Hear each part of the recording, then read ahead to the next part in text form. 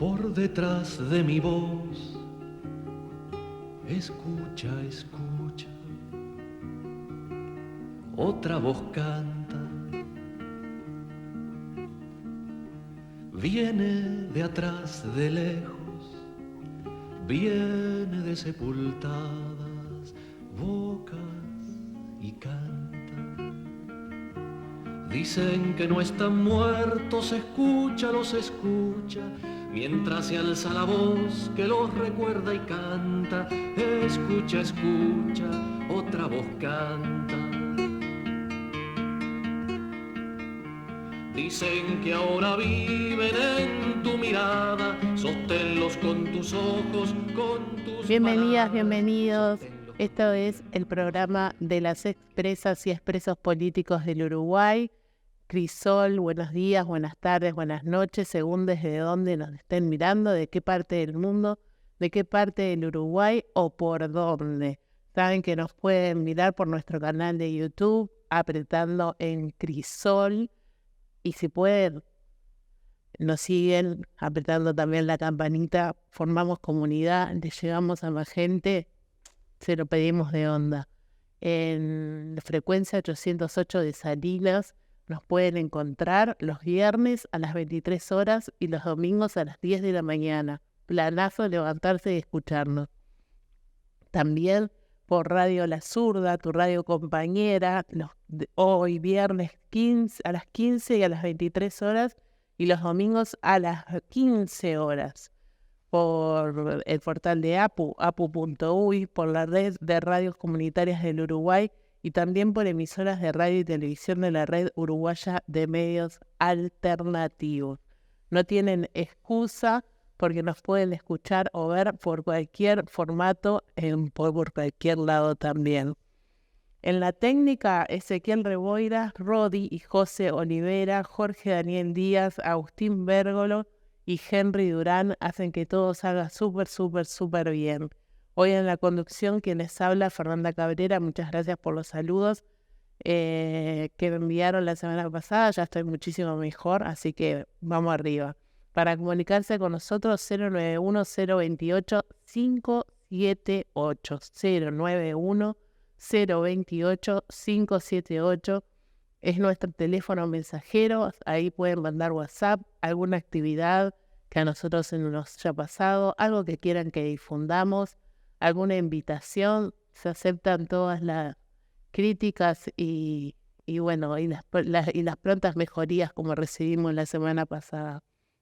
Nuestra página es crisol.blogspot.com, ahí podrán leer el Opinando, otro medio de comunicación que tiene Crisol para ponernos al día con lo que está pasando.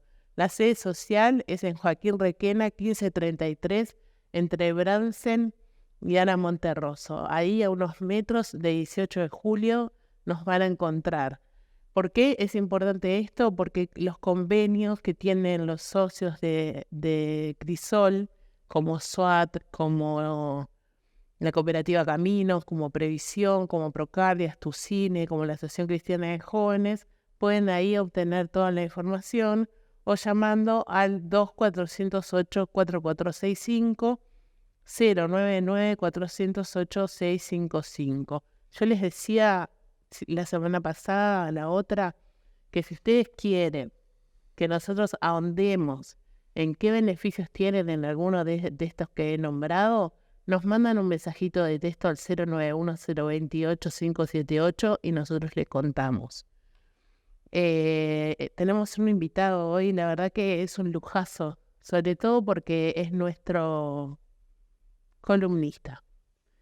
Está con nosotros el doctor Pablo Chargonia, abogado del Instituto Lucio Arburu, patrocinante de muchas causas de derechos humanos y, como les decía, columnista Haciendo Memoria del programa en el que estamos. Buen día, Pablo, ¿cómo estás? ¿Qué tal, Fernanda? Hola a todos. Lo del lujo te lo disculpo. Hacemos lo que podemos. Es un lujazo. La gente te pide Haciendo Memoria y en los mensajes que manda, así que seguirá siendo nuestro columnista. ¿Arrancamos? Claro que sí. Bueno, bárbaro. Mi idea en esta columna era reflexionar un poco sobre lo que suelen llamarse los consensos sociales o políticos a favor de algún tema en particular. El tema al que me voy a referir es nuestro tema, es el de la justicia en caso de graves violaciones a los derechos humanos. Y hacerlo en año electoral es particularmente pertinente. En primer lugar, la justicia respecto a graves violaciones a los derechos humanos la tenemos que tomar como un valor que beneficia a las democracias. Es una forma de respaldar los bienes jurídicos y los valores que están en juego cada vez que se sigue un juicio. Cuando se pena, cuando se castiga a alguien, las sociedades lo hacen porque pretenden de ese modo, como dice la Constitución de la República, la profilaxis del delito, es decir, evitar la comisión futura del delito. En todo caso, el proceso penal puede ser visto como una forma de reforzamiento de los valores en juego. Cuando se persigue a un terrorista de Estado, el valor que está en juego es la libertad de las personas, la seguridad, las garantías del debido proceso, eso todo con lo que arrasaron los que cometieron el delito. Es decir, que castigar, responsabilizar a alguien por haber secuestrado, por haber torturado, por haber hecho desaparecer, por mantener en la desaparición hasta el día de hoy, tiene la función social de reforzamiento del valor que está en juego. O sea, la libertad, la seguridad de las personas, el hecho de no haber tenido ninguna de las víctimas del terrorismo de Estado la oportunidad del debido proceso, de comparecer en tribunal, ninguna garantía. El secuestro en la noche. Yo vuelvo a repetir sobre la nocturnidad como procedimiento de secuestro y de ilicitud cuando estamos en presencia de este reclamo de los allanamientos nocturnos y volver a la nocturnidad para el ejercicio del control penal policial. No puedo dejar de pensar que en la noche oscura de la década del 70 tenía esa polisemia semántica, ese sentido de que era noche en el sentido metafórico y era noche en el sentido real, literal. Secuestraban los agentes de las fuerzas conjuntos en la nocturnidad, secuestraban, desnudaban, aplicaban el submarino, la tortura del ablandamiento, entre comillas, la picana eléctrica y luego el falso procesamiento para terminar en la prisión por muchos años. Esos valores que estuvieron en juego se debilitan si no hay, además de una investigación de estos hechos, una sanción al responsable. La responsabilidad penal es un valor social. La responsabilidad deriva del verbo responder. Alguien tiene que responder por todos estos hechos dañosos, intensos, intensamente dañosos. Entonces, volvemos al consenso, eso que suele hablarse como consenso, sobre todo en Argentina. Yo he escuchado muchas veces decir la persecución penal de los crímenes de lesa humanidad es un consenso, un pacto social que el pueblo argentino tiene. Y es interesante reflexionar en ese sentido, de modo de evitar los retrocesos cuando ocurren, ¿no? Y partiendo de la base que la justicia es un valor que hace mejor las democracias, que es un valor necesario sobre todo para las nuevas generaciones, para precaver que las nuevas generaciones vivan lo que vivieron las anteriores cuando los estados se transforman en organizaciones criminales, traje algunos ejemplos actuales como para reflexionar respecto a todos estos temas.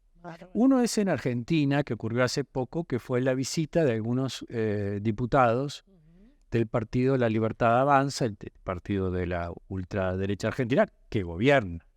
O sea, en un país que asumía que había algunos consensos en materia de verdad y de justicia, hoy tiene un gobierno cuya vicepresidenta es un ejemplo del negacionismo.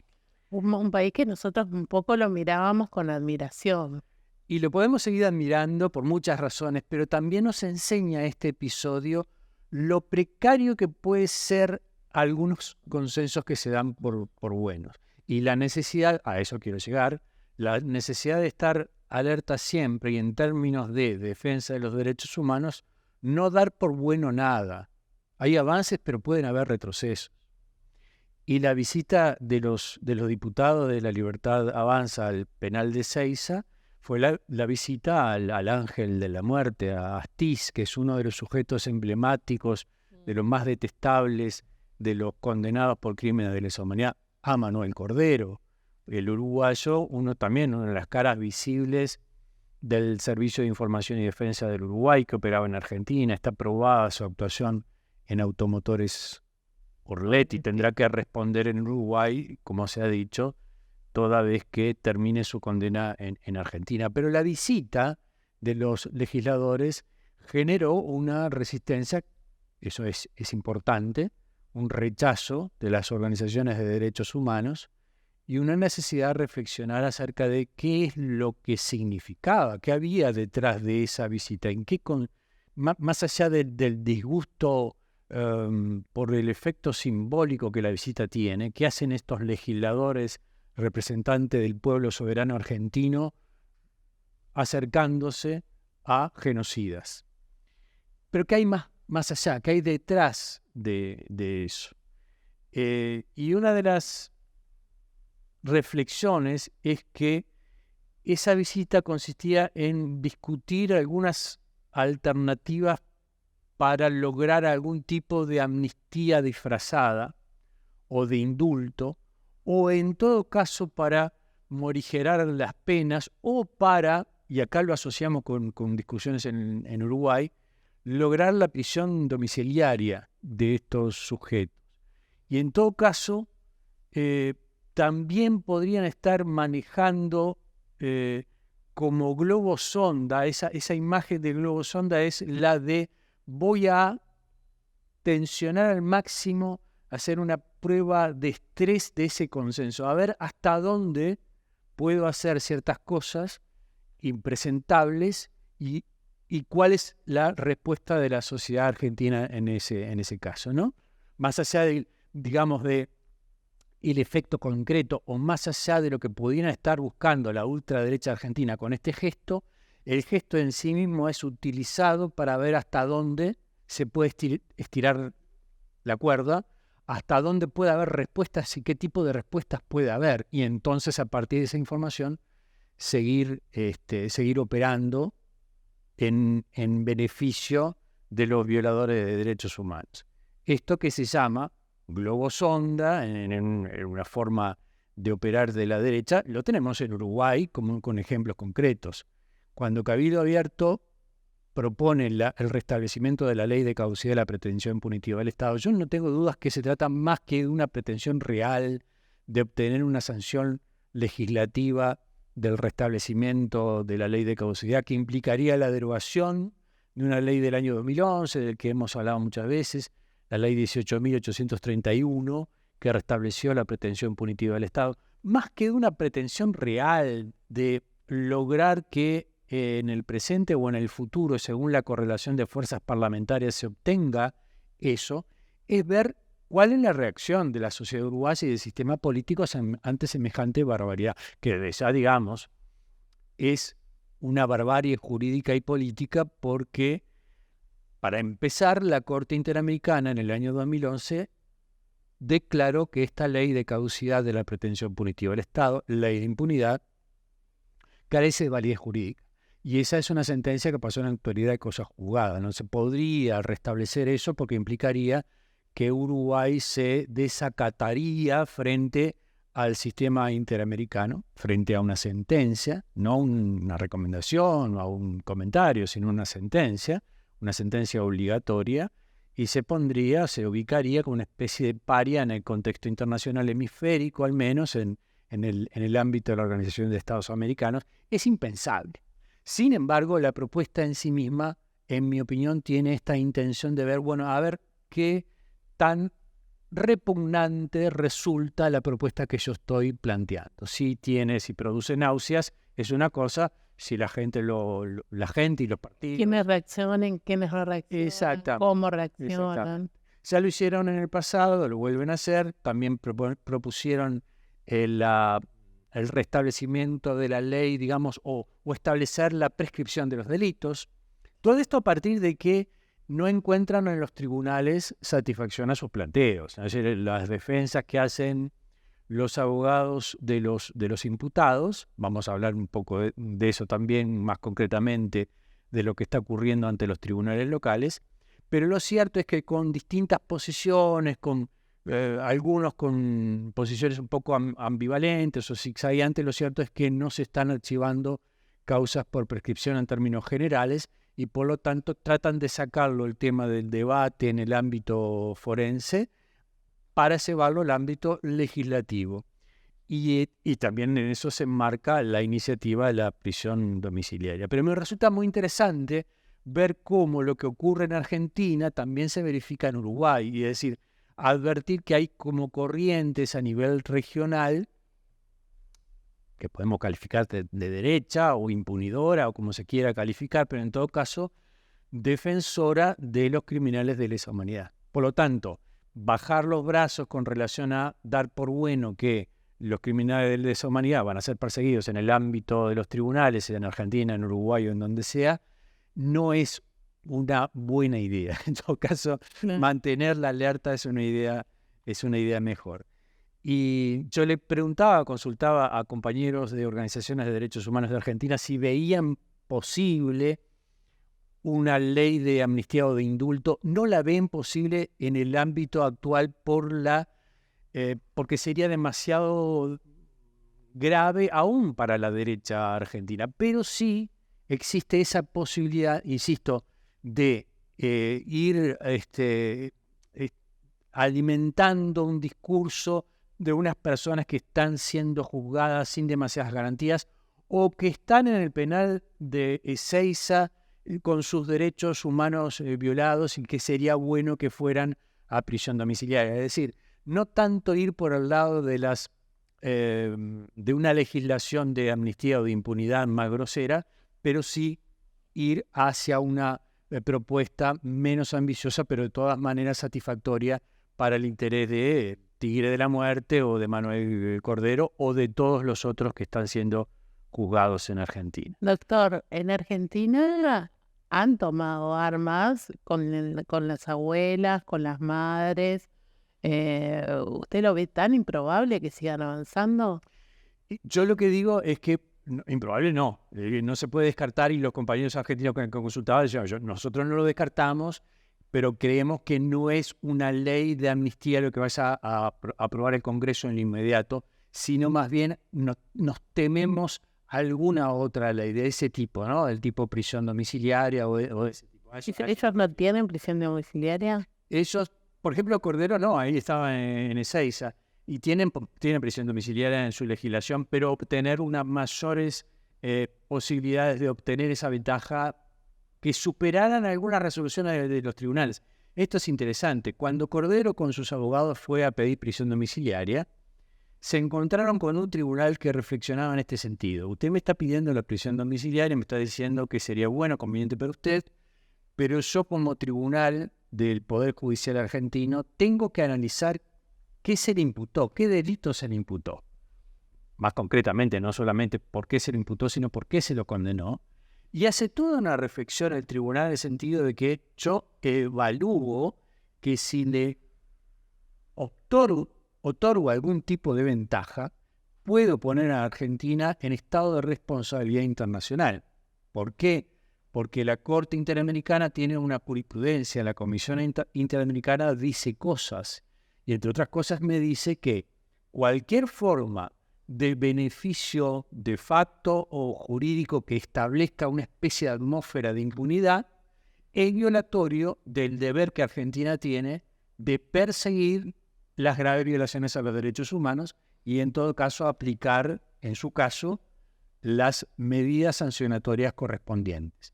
Lo ha dicho la Comisión Interamericana, se lo ha dicho Uruguay, cuando Uruguay a través de Cabildo Abierto presentó un proyecto de prisión domiciliaria, le dijo, si usted restablece de facto o de iure, es decir, por los hechos o por el derecho, alguna forma de beneficio injusto a quienes cometieron graves violaciones a los derechos humanos, está relajando precisamente esa defensa que se pretende con el proceso penal, que es la defensa de la libertad, del debido del debido proceso, etcétera, etcétera. Entonces, es bueno el ejemplo de Argentina porque Cordero no tuvo éxito cuando pidió la prisión domiciliaria del tribunal, porque el tribunal reflexionó de esta manera.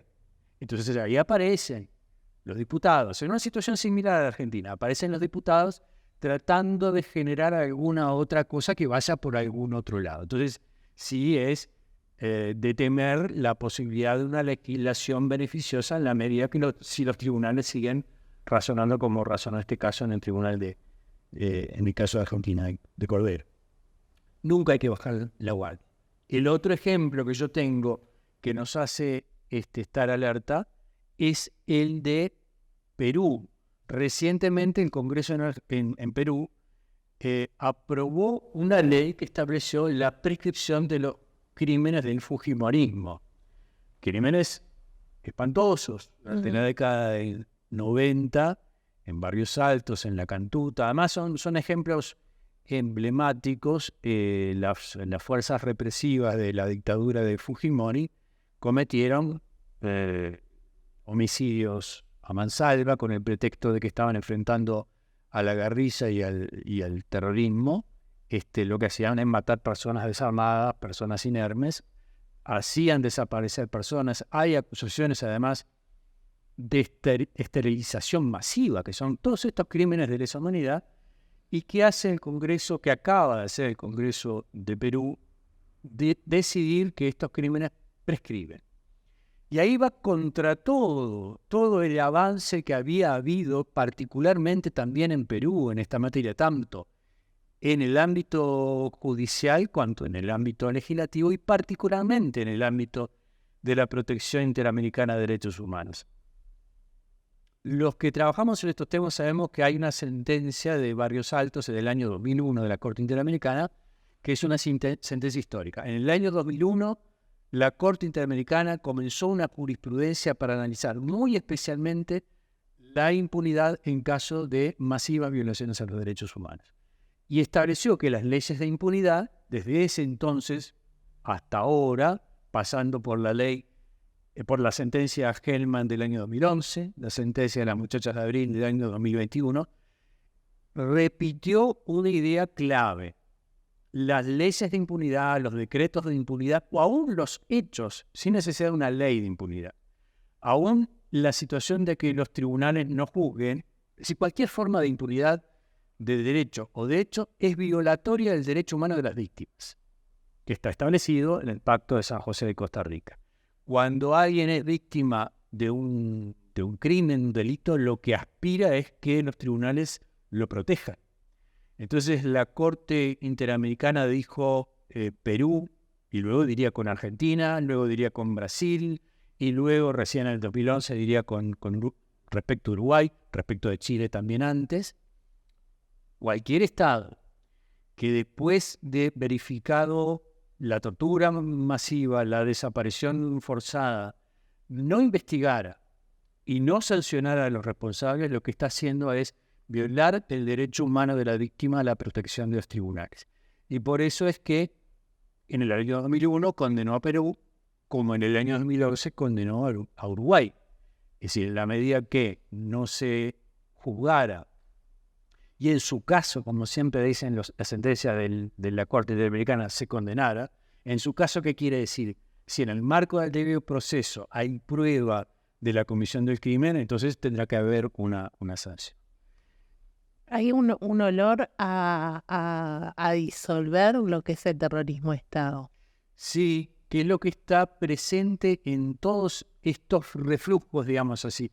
Eso que solemos decir como las teorías negacionistas. El negacionismo en el sentido amplio, es negacionismo estrictamente hablando, niego que estos hechos hayan ocurrido, pero hay una forma, un matiz, una forma del negacionismo que también se advierte, que es la banalización. Estos hechos ocurrieron, pero no son tan graves, o finalmente estos hechos ocurrieron, pero ocurrieron en un pasado y hay que aplicar las normas de prescripción. La semana pasada vimos que una secretaria de un campo de concentración nazi en Alemania acaba de ser condenada y rechazada su apelación, tiene 99 años.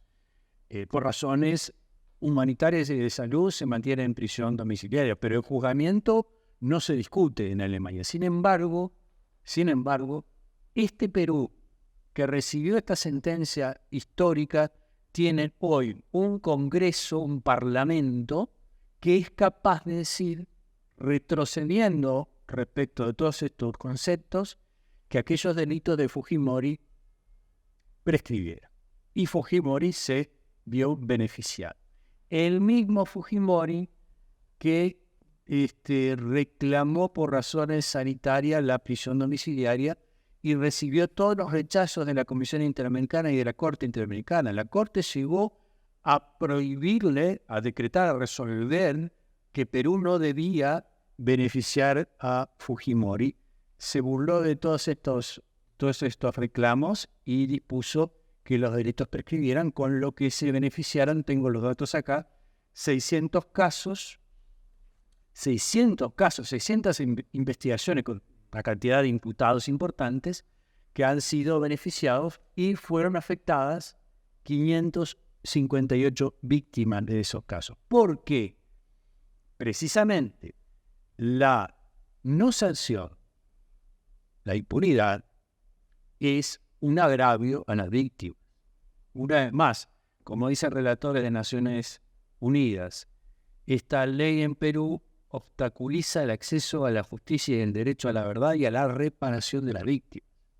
Es un agravio a las víctimas disponer la prescripción en Perú, lo dicen los relatores de Naciones Unidas y lo dice la Comisión Interamericana de Derechos Humanos también. Pero lo cierto es que la dictadora de Perú, porque hay que decir que en Perú hay una dictadura, ¿no?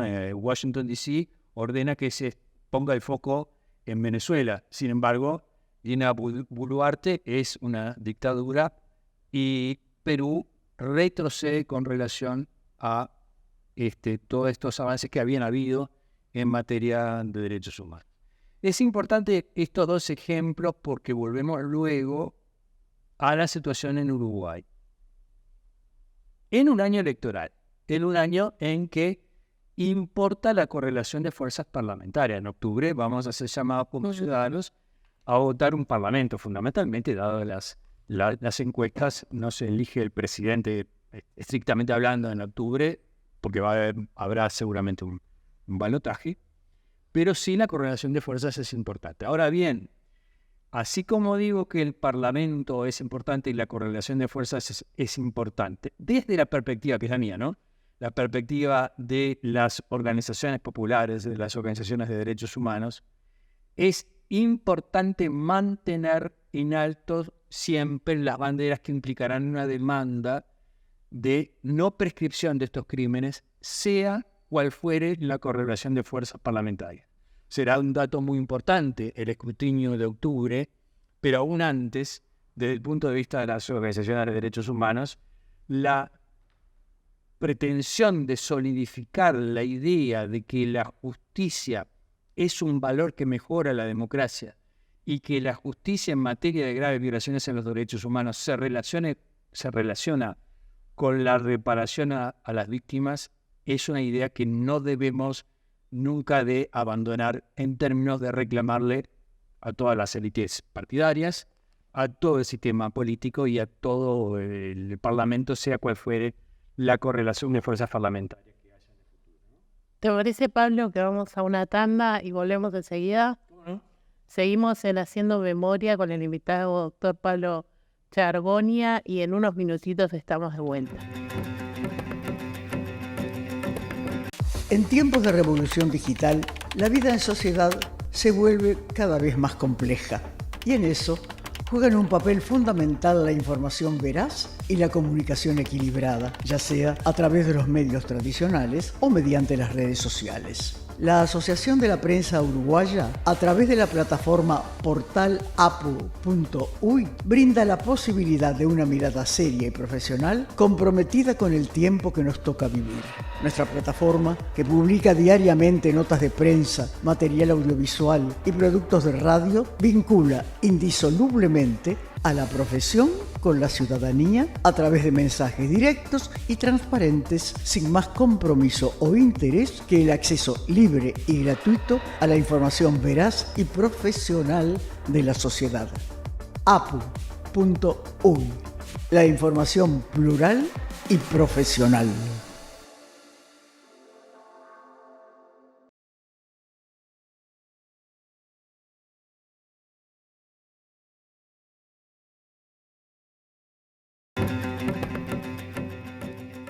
Y seguimos con el doctor Pablo Chargoña en Haciendo Memoria, el programa de Crisol de las expresas y expresos políticos. Pablo, estábamos hablando de las elecciones en el de octubre que tenemos en nuestro país. Y la necesidad de estar alertas en cualquier tiempo, porque las teorías negacionistas uno cree a veces con un exceso de optimismo inconveniente que están derrotadas. No lo están socavando como topos debajo de la tierra y apareciendo, reapareciendo. Un ejemplo que poníamos de Argentina es un ejemplo, el de Perú. Y acá también, hace unos días, esta semana creo que fue, recibo una solicitud de una periodista de la agencia France Press para que colaborara en mi calidad de actor, digamos, del Observatorio Blues Ibarburu, con el descubrimiento de una noticia falsa. Nosotros vivimos en una realidad comunicacional cada vez más compleja, y acá me meto en el terreno de la comunicación social más bien tema, pero lo quiero traer luego a la cuestión de los juicios penales, pero en un territorio en que distinguir la noticia falsa de la verdadera es cada vez más difícil.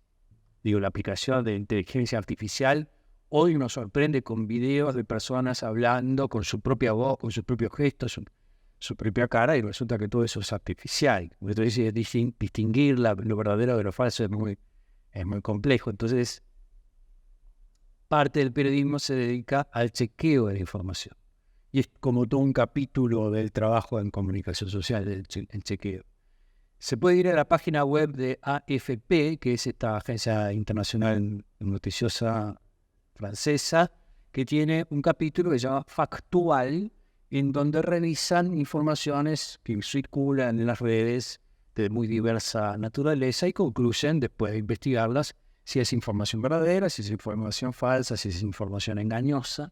Sé que La Diaria lo hace, no tiene, no sé si otro medio u otro portal, pero es una tarea inevitable y nos toca de cerca. ¿Por qué me pide colaboración? Porque hay una información que circula en las redes desde hace muchos años y que se vuelve viral. Si se vuelve viral, el indicador es que mucha gente la cree, mucha gente la distribuye aún sin creerla, pero uno debería concluir que mucha gente cree que esa es una información verdadera. Y se refiere a una, no sé en qué red social aparece, pero aparece una información de una persona que supuestamente estaría en la lista de detenidos desaparecidos, pero que vivía en Francia, no estaba desaparecido, acaba de fallecer y cobraba 3.100 euros como pensión reparatoria por ser ex Tupamar. Todo esto que acabo de decir después de la investigación, que consiste en revisar las listas de detenidos desaparecidos, revisar las listas de asesinados políticos, revisar las listas de expresos políticos o de personas que pasaran por la justicia militar. Por cierto, revisar la legislación sobre pensión especial reparatoria, la ley 18.033, que de luego no establece como causal la pensión a ex Tupamaros, no existe, la causal es otra, entre paréntesis, no es reparatoria, sino es una norma de seguridad social, pero bueno, eso es otra discusión. O revisar la ley 18.596, que establece las causales también de reparación o de indemnización en casos graves de daños cometidos por el terrorismo de Estado. Después de revisar todo eso, que también implicaría la revisión o el pedido de información a las comisiones honorarias de la pensión reparatoria, de la otra ley, la agencia France Press llega a la conclusión que esa es una noticia falsa. Y lo publica. Y es una noticia falsa que yo la inscribiría, ya que ha sido descubierta como noticia falsa, en las tácticas o teorías negacionistas en un sentido amplio, que consiste en la utilización de las redes sociales para provocar, en este caso concreto, la calumnia, el desprestigio de todas las organizaciones de derechos humanos, que serían todas cómplices de un engaño y de unas prácticas espurias, nefastas. Todo falso, pero todo está presente y forma parte de esa dificultad y de ese desafío que tenemos en este año y que vamos a tener en los años venideros, porque esas cosas van a seguir circulando. Más aún, el esfuerzo por chequear es un esfuerzo que, en términos muy relativos, logra neutralizar la difusión de la falsedad. ¿Cómo puedo garantizar yo que las personas que distribuyeron esta noticia falsa a su vez accedan a la información sobre el chequeo de la información que concluye que es falso? Acabo de tener contacto con este folleto que dice Periodismo, Desinformación y Democracia de la APU, que me sirve para hacer una reflexión sobre esto. ¿Qué se puede hacer? Puesta la pregunta, ¿no? ¿Qué se puede hacer para contrarrestar la desinformación? Aprender, responde la UNESCO, aprender a no ser divulgadores inconscientes de la desinformación, sino activos en su desvelamiento. Activos en su desvelamiento. Desvelar es correr los velos. Sobre todo las informaciones que son las más peligrosas, que son las más sofisticadas, que son las que pueden preocuparnos más. No me refiero a la forma tosca de reproducción de la fake news o de la noticia falsa de la senadora Graciela Bianchi. Eso es tan obvio, es tan grotesco, es tan torpe. ¿Cuál es el fin? No, el fin me parece que es muy claro de operar a favor del desprestigio. En el caso reciente de la senadora Graciela Bianchi, es capaz de reproducir una noticia adjudicándole a Andrade haber dicho que está a favor del modelo madurista, y es una noticia evidentemente falsa. Luego, la senadora Graciela Bianchi, que no tiene ni demasiados talentos ni demasiadas virtudes, admite que lo hace a propósito. Eso es una expresión de la inmoralidad pública, al punto que hoy hasta incomoda al Partido Nacional. Pero no es eso lo que más me preocupa, porque eso es grotesco, como digo, eso es obvio, eso es muy burdo.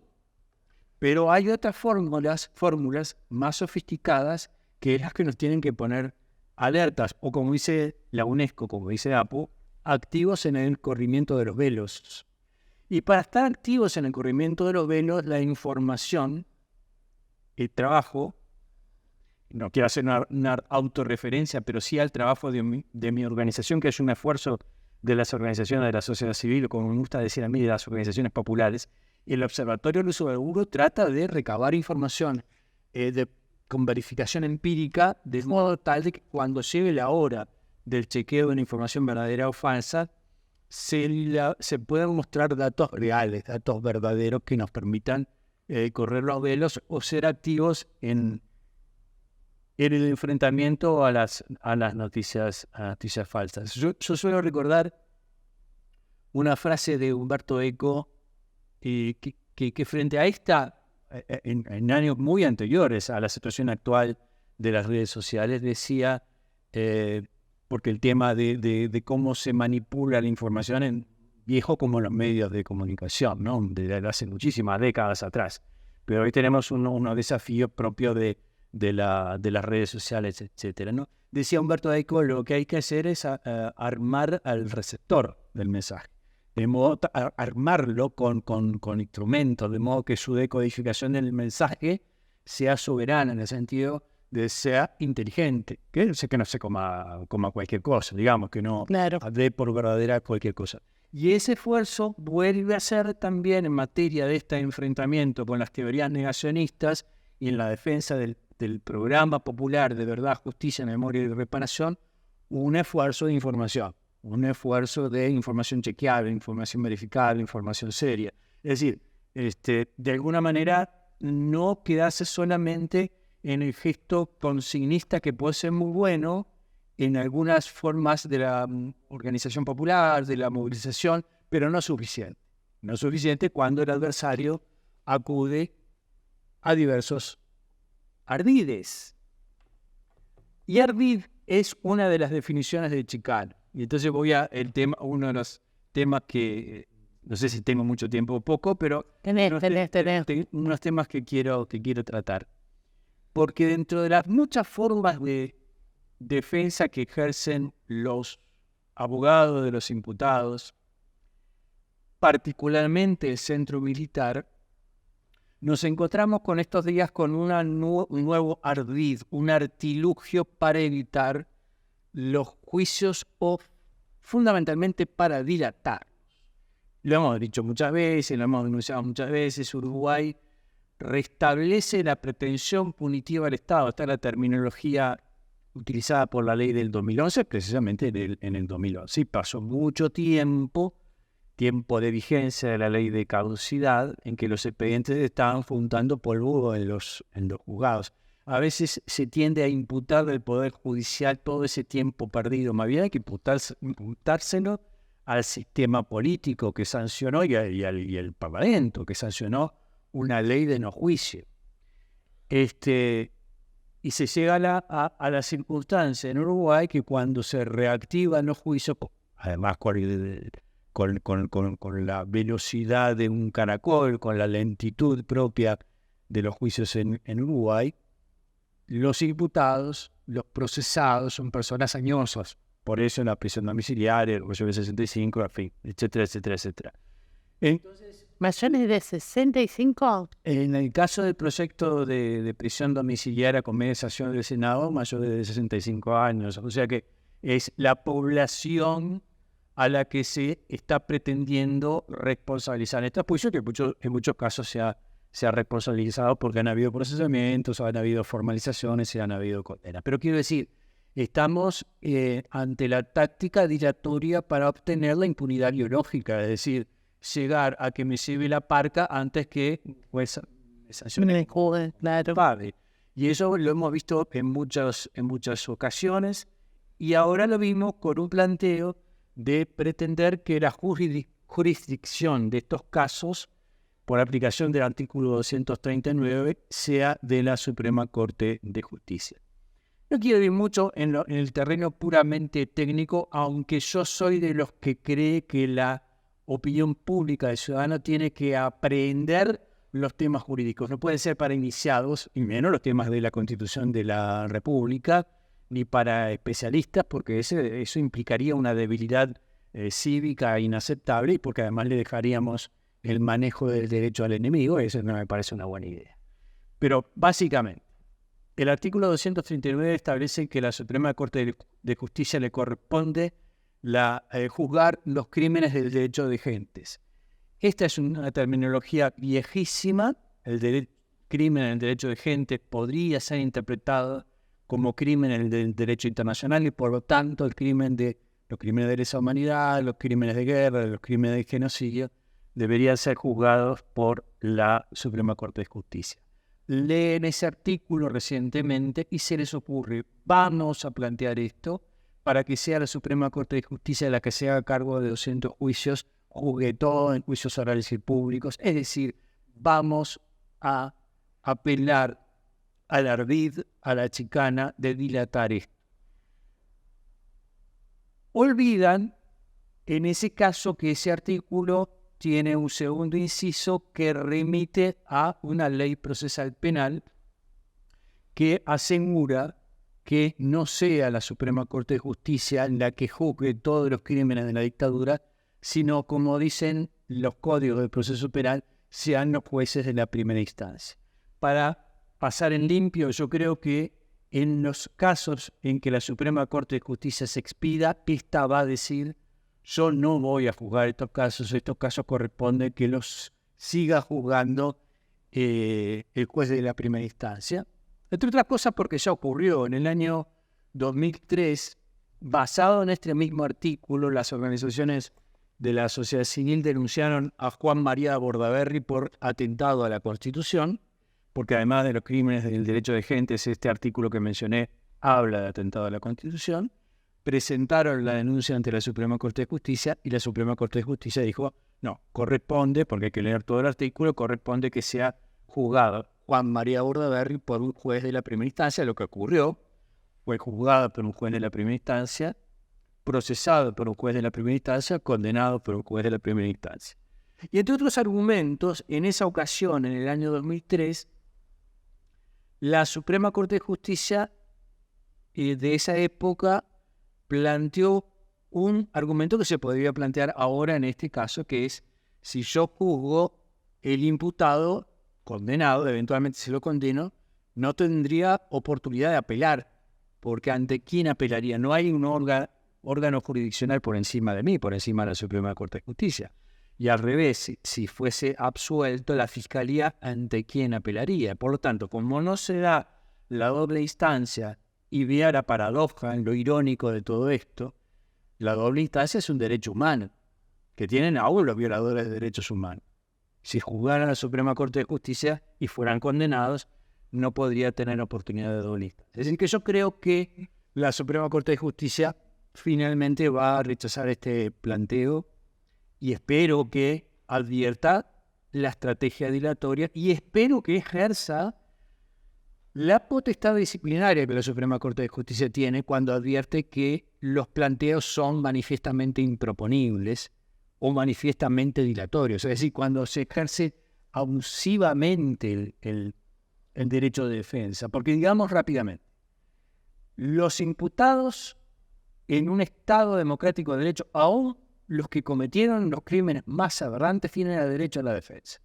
Tienen derechos a abogados, tienen derecho a apelar, tienen derecho al debido proceso. Esa es precisamente la diferencia entre aquellos secuestros nocturnos de los que hablaba al principio. Esa es precisamente la diferencia entre el terrorismo de Estado y el Estado democrático de derecho. Pero no puede, porque la propia ley lo dice, no pueden ejercer abusivamente las vías procesales, porque eso implicaría una afectación del sistema general de jurisdicción y aplicación de la ley. Y han habido algún caso, incluso la doctora Rosana Gabazo se quedó sin honorarios, una sanción relativa, pero una sanción disciplinaria porque ejerció en forma abusiva, en un caso todavía me parece menos claro que este. Así que yo espero que la Suprema Corte de Justicia ejerza con relación a los colegas que usan abusivamente las vías defensivas su potestad disciplinaria, y más espero que sea rápido en la resolución, porque si no es rápida en la resolución, la Suprema Corte de Justicia está siendo funcional a la estrategia dilatoria, que es precisamente jugar con el reloj. Hablando de todo esto, la visita pasada nos trajo usted la primicia sobre el caso de Sabrina Flores, que había pedido la solicitud sobre los represores en el puerto. ¿En qué quedó? Y en ese caso, como en tantos otros casos, los abogados del Centro Militar presentaron esta chicana y la jueza Isaura Tórtora la rechazó diciendo esto: desestímase in limine